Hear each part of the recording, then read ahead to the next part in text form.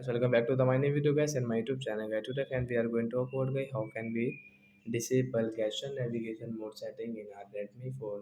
As you want to disable your gesture navigation mode setting, so guys, how can you disable? As you don't want to use guys this gesture setting, so guys, how can you disable? Today I will show you in this video guys.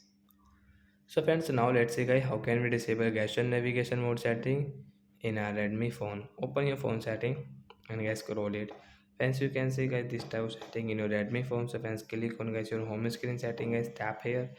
Guys, you can see system navigation guys, tap here, and guys you can see your button navigation setting guys, tap here. Then guys this gesture navigation will disable, and friends you can see guys you have this button navigation guys, you can use it. So like that guys, you can disable your gesture navigation and you can set your button navigation settings. So that's it guys, thanks for watching the video. Bye guys, we will meet on next video. And when before going guys, please go and like the video, subscribe the channel, and friends do you in doubt related to guys your button layout setting, your system navigation setting, you can ask me in comment section. I will check, I will help you. Bye guys.